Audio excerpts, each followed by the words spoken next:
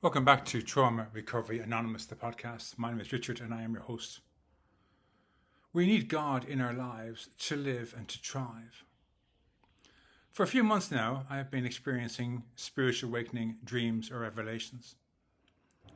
We speak about this concept a lot in 12-step recovery.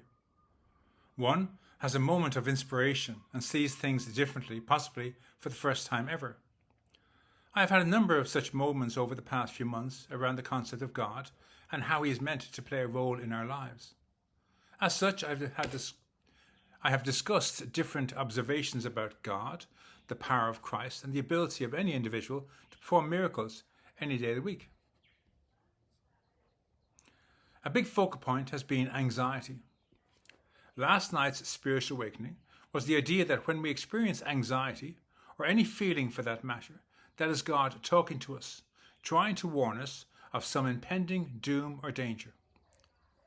The kingdom of God lies within us, where the I am of our souls resides, and that soul life calls out to us through our feelings and emotions to guide us to live a healthier life. But if we deny our feelings, if we medicate them or suppress them, then we are blocking God from caring for us. We are our own worst enemy. When we experience anxiety, that is God trying to warn us that there is some person, place, or thing in our environment that might be a threat and we are to take some form of affirmative action. If you have someone in your family, your friends or tribe, or you work with someone who treats anxiety as a mental disorder, or those who are diagnosed with it, then it's up to you to set them right. We can be held accountable for harming a child of God, both the old and the young, if we don't share the truth with them. There are 6 responses to danger that God gave us: flight, fight, freeze, fawn, faith, and acceptance. 2 of these are only to be used by young children who cannot defend themselves: freeze and fawn. When we're small children, we can't defend ourselves, so we have to freeze or fawn. But as we grow up, we're meant to set aside childish things and embrace adult responses. So adolescents and adults are to embrace the other 4 responses of flight, fight, faith, and acceptance. In this day and age, so many of our young people grow up without any understanding or comprehension of the power of God at their fingertips. That they feel alone and misunderstood, that each feeling or emotion can feel like a milestone around their necks. But all is not lost. If you are a parent, sit with all your children, maybe around the kitchen table or in the living room. If you're a teacher, work this practice with the whole classroom. Help each individual person to know they are not alone by having everyone learn at the same pace. Teach them about flight, about fight, about faith, and about acceptance. Discuss the different ways for each of these responses. Elicit ideas from each and every member of the group, pair them up to work with each other, or discuss which ones they think might be best suited to any situation. Have them write short stories where the characters are using all of these responses. The goal is to fill each child and adult with a whole arsenal of healthier coping skills and responses when they feel any emotional or not just anxiety. You could have weekly workshops for each emotion and discuss which responses work best in each situation. Then lead them into prayer and meditation. Let them know that meditation is a healthy way to describe worrying. We are all experts at worrying, so we know we are all experts at meditation. The difference being is what we focus on. If we focus on anxiety, if we worry on anxiety, depression, or stress, we are meditating on those things, manifesting them, attracting them into our lives.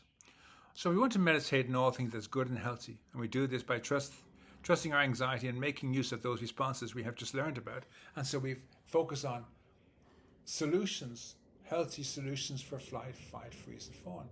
And in so doing, we meditate in a healthy manner. One child might want to run away. Another might want to hide. Another might feel strong enough to say no. Another might tell an adult, a parent, a teacher, or God. Another might let it wash over them and be gone. We who read this are the carers. We are in a place where we can help children, especially the 300 million children diagnosed with mental disorders, that their feelings and emotions are not mental disorders.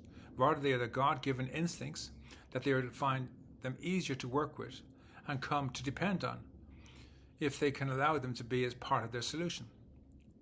It's up to the adults in a young person's life to introduce them to the concept of God in their lives. This is no longer about you or your life experiences, but an obligation we each have to our younger fellows to give them every chance of having an abundant life. Let them know having God in one's life, keeping your faith in Him, even faith as small as a mustard seed, means replacing your anxiety of the unknown future with faith in God that giving it all to Him, all will be well. And then to understand that God's name is I Am, and we are to find our meaning and purpose in Him in the I Am moment only. His name isn't I was, and it isn't I will be. We are to let go of the past. It's none of our business in the present. We give it to God, and likewise, with the unknown future, we leave well enough alone until it happens.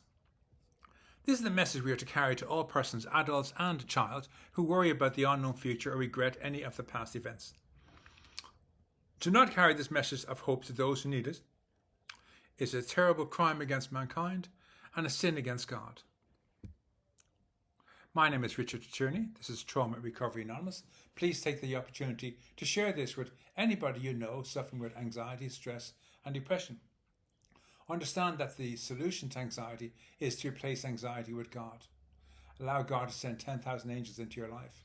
If you're feeling anxious right now about what's going to happen tomorrow, you say to God, okay, God, I can't deal with tomorrow today. I have fear about tomorrow, but I can't do anything about it. Can I give it to you to mind until tomorrow happens? I give it to you now freely and unconditionally. I release it into your care. And in that moment, you'll experience a peace of mind that is beyond your wildest comprehension, and you'll have performed your first miracle. Please share this with anybody you have in your community, your family, your workplace who have anxiety. Let them know that replacing anxiety with God is the way forward. But don't think you can have God in your life and anxiety as well. Anxiety, like depression, like stress, are false gods. You're putting all your faith in worrying about the unknown future when it's not yours to worry about. You give it to God and He becomes your only God, and you let go of the false god of anxiety, and you're free to be at peace of mind in the present moment. Thank you very much.